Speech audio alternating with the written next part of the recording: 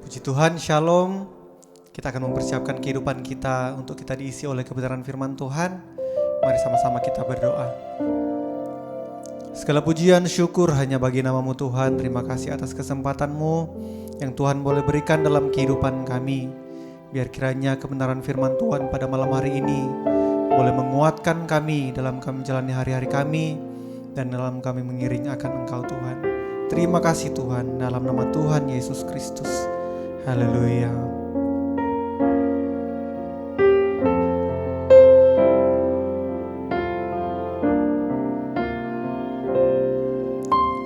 Betapa dahsyat Engkau Tuhan, pencipta segala yang ada, dulu sekarang sampai selamanya. Hanya Engkau Tuhan, tak terselami pikiran-Mu, tak terukur panjang setia-Mu, dulu sekarang sampai selamanya. Hanya Engkau Tuhan, ku sembah Engkau Yesus. Hanya Engkau Allah di hidupku, tiada yang lain, hanya Kau, hanya Engkau Tuhan. Selamanya Kau tetap Allah, walau dunia semua bergoncang, tak tergoyahkan, Kau tetap Allah. Sungguh Engkau Allah yang dahsyat bagi kami Tuhan. Betapa dahsyat Engkau Tuhan, pencipta segala yang ada,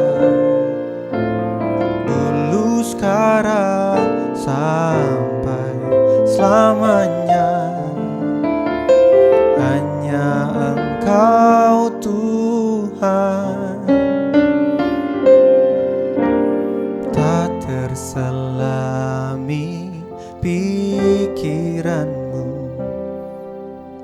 tak terukur panjang setia-Mu, dulu sekarang sampai selamanya. Hanya Engkau Tuhan, ku sembah Engkau Yesus. Hanya Engkau Allah di hidupku, tiada yang lain,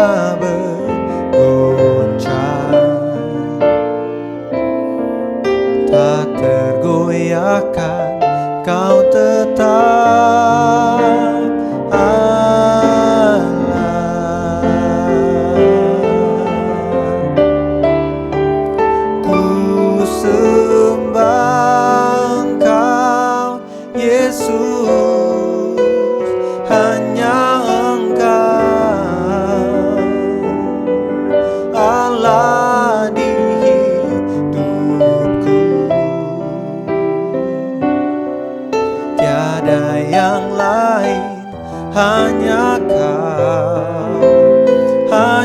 Engkau Tuhan selamanya. Kau tetap Allah walau dunia semua bergoncang, tak tergoyahkan. Kau tetap Allah, Kau tetap Allah, Kau tetap Allah.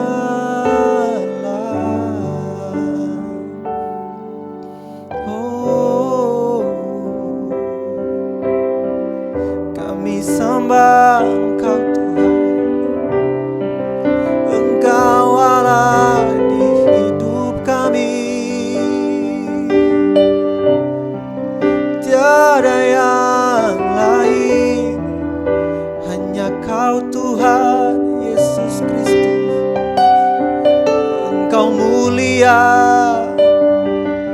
Engkau agung, Engkau Allah yang layak terima pujian kami. Syukur bagimu Tuhan, terima kasih Yesus.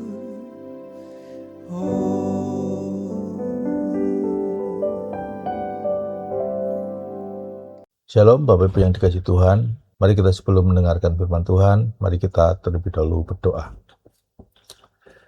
Tuhan di surga, kami bersyukur untuk kesempatan malam hari ini kami boleh belajar kebenaran firman-Mu. Mari Tuhan, kami mau memberikan hati, pikiran, dan telinga yang terbaik untuk Kau beri dengan benih firman-Mu. Kau mengurapi setiap kami, juga mengurapi hamba-Mu yang menyampaikan kebenaran firman-Mu, sehingga kami semua sama-sama diberkati melalui firman yang kami dengar dan kami sampaikan. Biarlah kehidupan kami boleh mempermuliakan nama Tuhan, karena firman-Mu itu bertumbuh dan berbuah bagi kemuliaan-Mu. Dalam nama Tuhan Yesus, kami sambut kebenaran firman Tuhan. Amin. Bapak Ibu Saudara, kita sekarang ini hidup di zaman yang sangat terhubung. Satu unggahan di media sosial bisa viral dalam hitungan menit. Satu kesalahan kecil seorang pemimpin bisa mempengaruhi reputasi seluruh institusi. Sebuah skandal kecil di dalam gereja bisa membuat banyak orang kehilangan kepercayaan pada kekristenan. Kita hidup di dunia yang saling terhubung. Tetapi ironisnya, kita berpikir secara terpisah. Kita berkata, ini hidupku, ini pilihan pribadiku, selama tidak mengganggu orang lain, tidak masalah. Budaya modern membentuk kita itu menjadi sangat individualistis. Kita didorong untuk mengejar kebahagiaan pribadi, pencapaian pribadi, kepuasan pribadi, tanpa perlu terlalu memikirkan apa dampaknya bagi orang lain. Namun realitas membuktikan sesuatu yang berbeda. Misalnya seorang ayah yang hidup dalam dosa rahasia, dia tidak hanya melukai dirinya sendiri, tetapi juga melukai anak-anaknya, melukai generasi berikutnya. Seorang pemimpin gereja yang menyimpan kompromi moral, tidak hanya melukai dirinya sendiri, tetapi juga ia merusak kepercayaan jemaat. Seorang anggota keluarga yang menyimpan kepahitan bisa menciptakan suasana yang tidak enak di tengah-tengah keluarga itu. Keluarganya menjadi penuh ketegangan. Kita mungkin berpikir bahwa dosa itu privat. Tetapi yang tidak kita sadari adalah bahwa dampak dari dosa itu selalu bersifat publik, alias melibatkan orang lain. Bapak Ibu Saudara, di dalam dunia korporasi, satu orang dalam organisasi itu bisa menyebabkan kerugian besar bagi seluruh perusahaan. Alkitab sudah lama mengajarkan prinsip yang jauh lebih sekedar daripada reputasi. Alkitab mengajarkan bahwa umat Tuhan itu bukan sekedar kumpulan manusia yang beribadah di tempat yang sama. Tetapi Alkitab mengajarkan bahwa kita adalah satu tubuh, kita adalah satu komunitas perjanjian. Apa yang terjadi pada satu bagian itu mempengaruhi keseluruhan. Dan itulah yang kita lihat dalam Yosua pasal 7 yang akan kita bahas malam hari ini. Bangsa Israel baru saja menang besar di Yeriko. Mereka ada di puncak momentum rohani, tetapi tiba-tiba mereka kalah oleh kota kecil yang bernama Ai. Mengapa? Karena satu orang menyembunyikan sesuatu di bawah kemahnya. Dan Tuhan berkata, bukan Akad telah berdosa, tetapi Israel telah berdosa. Jadi tema renungan hari ini adalah dosa tidak pernah berdiri sendiri. Tetapi kabar baiknya, pertobatan juga tidak pernah berdiri sendiri. Mari kita masuk dalam teks Alkitab untuk melihat apa yang terjadi. Bukan untuk menghakimi akan, tetapi untuk membiarkan Alkitab itu menyelidiki dan mengoreksi hati kita. Mari kita lihat dalam Yosua pasal 7 ayat yang pertama. Orang Israel berlaku tidak setia mengenai barang-barang yang dikhususkan untuk dimusnahkan itu. Akan bin Karmi bin Sabdi bin Zerah dari suku Yehuda mengambil sesuatu dari barang-barang yang dikhususkan itu. Murka Tuhan pun menyala-nyala terhadap orang Israel. Saudara, mari kita coba bernostalgia ke Yosua pasal yang ke-6. Kita bayangkan situasi mereka saat itu. Mereka sedang bersuka cita, tenggelam dalam euforia karena mereka baru saja meruntuhkan Yeriko, kota benteng yang mustahil ditembus. Mereka tidak menggunakan senjata yang canggih, mereka tidak menggunakan strategi militer yang hebat, mereka tidak menggunakan sesuatu yang luar biasa. Tetapi mereka melakukan sesuatu yang sederhana, tetapi sangat sulit untuk diikuti, yaitu ketaatan. Mereka hanya berjalan, meniup sangkakala dan bersorak. Sesuatu yang tidak masuk akal. Tetapi ketika itu perintah Tuhan dan ditaati, maka tembok yang kokoh itu pun runtuh. Kita bisa membayangkan bagaimana euforia mereka. Mereka sedang di puncak gunung kemenangan spiritual mereka. Mereka merasa Tuhan sudah ada dalam genggaman mereka. Mereka merasa tak terkalahkan. Dan tanpa disadari, inilah bahaya yang pertama yang sering kita lupakan, yaitu seringkali titik terlemah kita berada tepat setelah kemenangan terbesar kita. Saat kita merasa paling kuat, saat itulah kita lemah. Saat kita merasa paling kuat, saat itulah kita paling jarang berdoa, jarang melibatkan Tuhan. Saat kita merasa paling suci, saat itulah kita paling lengah. Dalam Yosua pasal 7 ini ada sebuah kontras yang sangat tajam. Ayat pertama, kalau dalam terjemahan baru 2, tidak ada kata tetapi. Tapi di bahasa asli maupun Alkitab terjemahan baru pertama ada.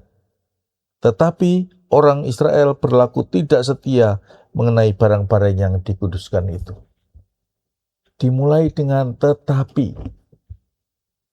Ini adalah sebuah konjungsi atau kata penghubung yang membatalkan suasana pesta yang terjadi sebelumnya. Di tengah sore kemenangan itu tiba-tiba ada satu bayangan gelap di sebuah kemah. Dan Alkitab mengatakan, tetapi orang Israel berubah setia. Berubah setia itu memakai kata ma'al yang berarti dengan sengaja berkhianat, dengan sengaja mengingkari perjanjian, dengan sengaja mengubah kesetiaan. Mari kita jujur pada teks ini. Jika kita ada di sana, kita mungkin akan protes pada Tuhan. Tuhan itu tidak adil. Yang mencurikan cuma si Akan. Tetapi kenapa engkau menyalahkan seluruh bangsa? Mengapa engkau menyebut Israel yang berubah setia, bukan Akan yang telah berubah setia? Akan yang ma'al. Tapi Bapak Ibu Saudara, hari ini kita akan belajar satu kebenaran yang mungkin tidak populer di telinga orang modern. Bahwa di hadapan Allah tidak ada dosa yang benar-benar bersifat pribadi. Dosa tidak pernah berdiri sendiri. Mari kita bedah apa yang sebenarnya dilakukan Akan. Kita lihat pasal 21. Aku melihat jubah yang indah buatan Sinear di antara jarahan itu, dan 200 sikel perak serta sebatang emas sebesar 50 sikal. Aku mengingininya lalu mengambilnya. Semuanya itu disembunyikan di dalam tanah di kemahku, dan perak itu di bagian bawah. Bapak Ibu Saudara, di ayat 21 ini saat akhirnya akan mengaku, dia membeberkan formula bagaimana dosa itu bekerja. Dia berkata, aku melihat, aku mengingininya, maka aku mengambilnya. Dan semuanya itu disembunyikan. Ini adalah anatomi dosa yang klasik. Melihat, akan melihat jubah Sinear yang indah. Sinear yang ada di Babel itu adalah pusat mode dan kemewahan saat itu. Akan melihat perak dan emas. Dia melihat sesuatu yang berkilau. Seperti Hawa ketika diperdaya oleh iblis. Dia melihat buah pohon pengetahuan itu sangat menarik untuk dimakan. Lalu yang kedua, mengingini. Masalahnya bukan hanya pada mata, tetapi pada hatinya. Dia mulai berpikir, Tuhan kan sudah punya banyak emas di dalam tabernakel. Kenapa sih aku nggak boleh ambil sedikit saja untuk masa depanku? Dia mulai membenarkan tindakannya.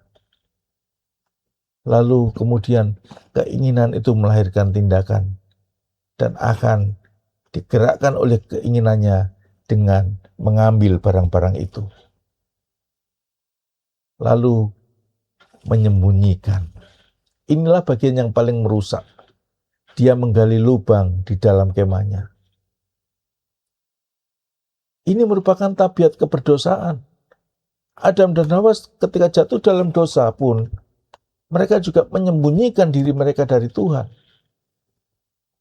Dan ini rupanya berlanjut. Inilah tabiat keberdosaan. Kita bisa membayangkan akan di malam hari, saat seluruh perkemahan sedang tidur, dia berkeringat menggali tanah di bawah tempat tidurnya. Setiap kali ada suara langkah kaki di luar, dia berdegup kencang jantungnya. Lalu kemudian dia menimbun jubah itu, lalu menutupi dengan tanah dan meletakkan tikar di atasnya. Lalu kemudian dia tidur di atas dosanya. Mungkin keesokan paginya dia keluar kemah, menyapa tetangganya dengan senyum, ikut doa bersama, bahkan mungkin ikut memuji Tuhan atas runtuhnya Yeriko.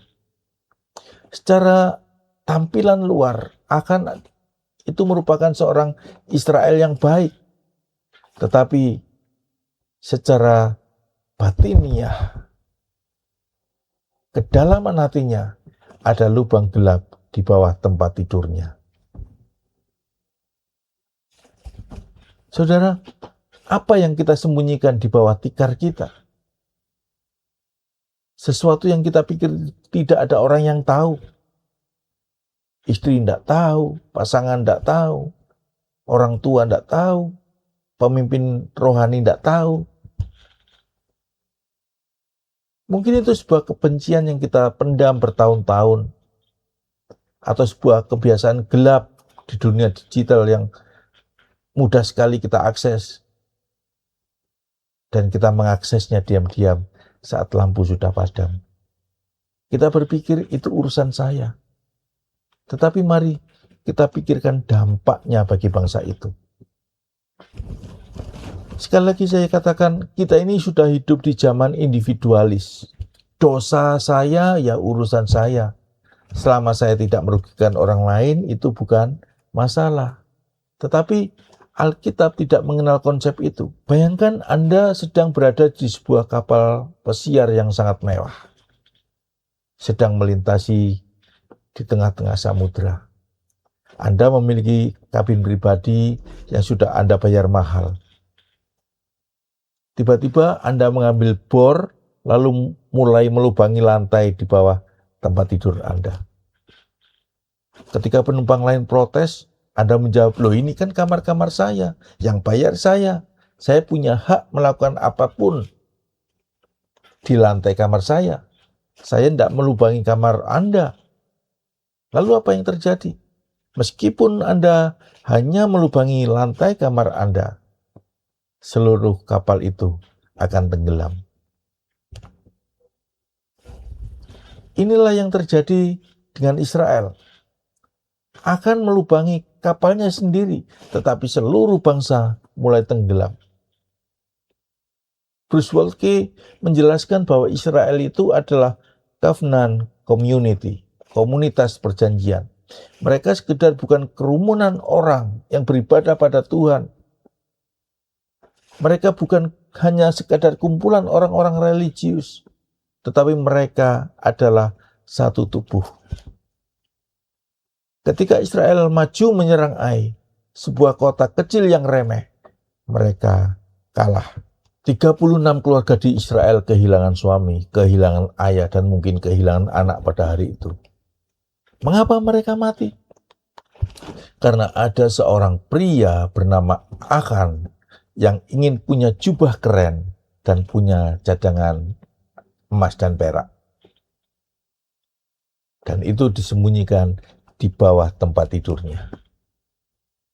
Dosa yang kita anggap pribadi seringkali membayar harganya melalui orang-orang di sekitar kita. Anak-anak yang menderita karena dosa tersembunyi yang dilakukan oleh orang tuanya. Gereja kehilangan kuasa karena dosa tersembunyi pemimpinnya. Komunitas yang menjadi kering karena tidak ada lagi kekudusan di antara anggotanya. Setelah Yeriko yang besar kalah, mereka melihat Ai dan berkata, kota kecil, tidak perlu seluruh bangsa maju berperang, cukup 2-3 ribu orang saja. Mari kita perhatikan, di pasal 6, ketika mereka menyerang Yeriko, mereka sangat bergantung pada strategi Tuhan. Mereka taat pada Tuhan. Namun di pasal 7, ketika mereka menyerang Ai, mereka tidak bertanya pada Tuhan. Mereka hanya menggunakan logika militer. Bapak Ibu Saudara, seringkali Tuhan mengizinkan kita kalah dari Ai untuk menunjukkan bahwa tanpa Dia, tanpa Tuhan, hal yang paling kecil pun tidak akan pernah bisa kita hadapi. Saat ini mungkin kita sedang menghadapi Ai dalam hidup kita.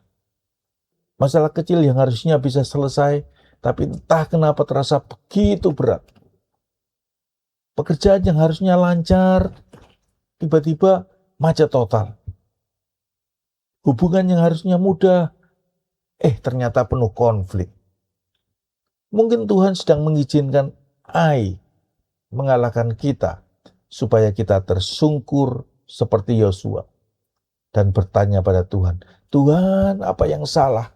Mengapa kehadiran-Mu terasa jauh? Yosua tersungkur dan mengoyakkan jubahnya. Dia bingung, dia mengadu pada Tuhan. Tetapi jawaban Tuhan sangat mengejutkan di ayat yang ke-10. Ayat yang ke-10 berkata demikian. Lalu Tuhan berfirman kepada Yosua, bangunlah, mengapa engkau sujud seperti itu? Orang Israel telah berbuat dosa, mereka melanggar perjanjianku yang kuperintahkan kepada mereka. Tuhan seolah berkata pada Yosua, Yosua, Ada sesuatu yang harus dibereskan di perkemahanmu. Jadi Bapak Ibu Saudara, ada waktu untuk berdoa, tetapi ada juga waktu untuk bertobat dan melakukan tindakan pembersihan. Lalu di sana disebutkan bahwa Tuhan melakukan proses pengundian. Suku demi suku harus lewat. Bayangkan ketegangan hal ini. Ini bisa memakan waktu berjam-jam atau mungkin seharian penuh. Ketika melakukan proses pengundian, suku Yehuda terpilih. Di sini jantung akan mulai empot-empotan. Dari suku Yehuda terpilih, kaum Serah akan mulai keluar keringat dingin. Keluarga Zabdi terpilih. Dan akhirnya akan tahu bahwa waktu persembunyiannya telah habis. Mengapa Tuhan melakukan proses yang lambat ini? Mengapa enggak langsung petir saja menyambar kemah Akan? Sehingga orang bisa tahu, lah itu yang berdosa si Akan. Tuhan enggak melakukan itu karena Tuhan memberikan waktu bagi Akan untuk mengaku secara sukarela. Tetapi rupanya akan menunggu sampai dia tertangkap basah. Bapak Ibu Saudara, Tuhan itu adalah Tuhan yang panjang sabar. Dia memberikan sinyal-sinyal dalam hati kita melalui khotbah, melalui firman yang kita baca, atau melalui teguran teman, melalui kegelisahan hati nurani, dan mungkin juga melalui peristiwa-peristiwa yang kita alami. Itulah cara Tuhan memanggil kita. Ayo, mengaku sebelum aku sendiri yang menyingkapkannya. Tragedi Akan berakhir di lembah Akor. Dia dihukum mati. Dan ini nampak sangat keras bagi kita yang hidup di zaman Perjanjian Baru. Namun hal ini menunjukkan betapa seriusnya kekudusan Allah. Namun ini menunjukkan betapa seriusnya kekudusan Allah. Bapak Ibu Saudara, R.C. Sproul seringkali berkata, kekudusan itu bukanlah atribut tambahan Allah atau sifat yang ditempelkan kepada Allah. Bukan. Kekudusan adalah esensi dari natur Allah. Kekudusan adalah sifat inti dari Allah. Sehingga kekudusan Allah tidak pernah bisa bercampur dengan dosa. Tetapi Bapak Ibu Saudara, ada satu detail yang indah yang kita tutup hari ini. Dalam kitab Nabi Hosea pasal 2 ayat 14, Tuhan memberikan janji pemulihan. Tuhan berkata dia akan membuat lembah Akor atau lembah kesusahan menjadi pintu harapan. Tempat di mana akan mati karena dosanya, ribuan tahun kemudian melalui Kristus, Tuhan menjanjikan bahwa kegagalan kita bisa menjadi pintu harapan yang baru. Saudara yang dikasihi Tuhan, kita adalah tubuh Kristus. Kehidupan rohani saya bisa mempengaruhi Anda semua. Kehidupan rohani Anda juga bisa mempengaruhi saya. Malam hari ini, mari kita tidak pulang dengan melihat dosa orang lain. Jangan berpikir, oh firman ini cocok untuk bapak itu. Oh firman ini cocok untuk si A. Oh cocok untuk si B. Tidak. Ini semua merupakan teguran Tuhan, peringatan Tuhan bagi kita untuk mengeluarkan dosa-dosa yang tersembunyi, yang bahkan mungkin tidak kita sadari. Hal itu membawa dampak bagi orang-orang yang di sekitar kita. Apakah ada jubah sinear atau batangan emas yang sedang kita sembunyikan di bawah tikar kita hari ini? Mari kita gali dalam-dalam batin kita. Mungkin itu sebuah ketidakjujuran dalam pekerjaan. Mungkin itu sebuah perselingkuhan hati yang Anda pikir tidak akan ketahuan. Mungkin itu sebuah akar pahit yang kita simpan dan kita rawat dengan dendam. Atau mungkin Sebagai pemimpin gereja kita punya kompromi-kompromi moral. Pemimpin gereja yang tahu perbuatan tidak benar di antara jemaatnya, tidak berani negur. Kenapa? Karena mereka orang kaya. Karena takut mereka keluar dari gereja kita kalau ditegur.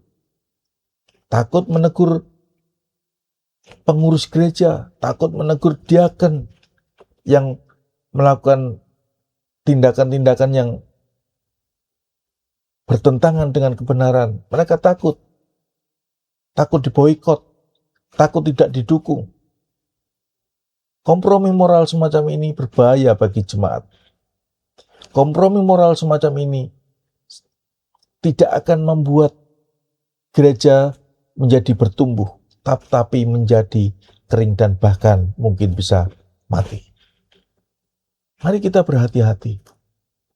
Sebagai pemimpin, baik di rumah, di tempat kerja, maupun di tempat pelayanan kita. Kita punya tanggung jawab yang besar kepada Tuhan atas orang-orang yang di bawah otoritas kita. Mari kita berhenti menggali lubang dan menyembunyikan dosa-dosa kita. Itu percuma. Karena setiap lubang yang kita gali untuk menyembunyikan dosa-dosa kita, pada akhirnya akan menjadi lubang yang menelan berkat Tuhan, baik bagi kita maupun bagi komunitas kita. Mari kita datang kepada Tuhan. Jika ada yang harus kita akui di hadapan Tuhan, mari kita mengaku. Jika ada yang harus dibuang, mari kita buang sekarang. Agar kemenangan di Yeriko bukan hanya jadi kenangan masa lalu, tetapi menjadi realita hidup kita hari demi hari yang hidup dalam kemenangan demi kemenangan. Setelah dosa akan dibereskan, setelah bangsa Israel ditahirkan, dipulihkan, kita melihat di pasal yang ke-8, Ai kembali dikalahkan oleh mereka dengan mudah. Mereka mendapat kemenangan yang besar. Kita melihat bagaimana Tuhan itu sangat menginginkan kesetiaan kepada perjanjiannya. Kita tetap setia apapun yang terjadi. Kita mungkin bisa melakukan dosa-dosa yang tersembunyi. Orang terdekat kita tidak tahu, pasangan kita tidak tahu, tapi di atas sana ada satu pribadi yang selalu mengetahui setiap tingkah pola umatnya. Tuhan tidak pernah bisa kita tipu. Jadi, mari kita belajar jujur dari hati. Melakukan segala sesuatu dengan penuh integritas. Sehingga keberadaan kita menjadi saluran berkat bagi komunitas kita. Dan kita bukan menjadi penghambat seperti Ahab. Amin firman Tuhan. Mari kita berdoa. Tuhan ampuni kami yang mungkin kami seringkali dosa-dosa yang tidak kami sengaja itu merupakan bagian dari kehidupan yang tidak berdampak. Ampuni kami yang tidak memahami makna kekudusan Tuhan. Dan biarlah Tuhan mulai malam hari ini kami mau belajar menyerahkan seluruh hidup kami, seluruh kegagalan kami, seluruh dosa-dosa kami yang mungkin tersembunyi, yang tidak kami sadari. Mari Engkau periksa, Engkau keluarkan, sehingga kami tahu bahwa itu perbuatan yang tidak menyenangkan hati Tuhan. Sehingga dengan mulut kami mau mengakuinya di hadapan Tuhan. Terima kasih untuk firman-Mu yang mengajarkan kami dan mengingatkan kami bahwa kami umat-Mu adalah satu tubuh yang mana kami saling memberi dampak. Ampuni kami Tuhan yang mungkin menjadi penghalang, menjadi batu sandungan bagi berkat-Mu atas komunitas kami, atas keluarga kami, atas lingkungan kerja kami.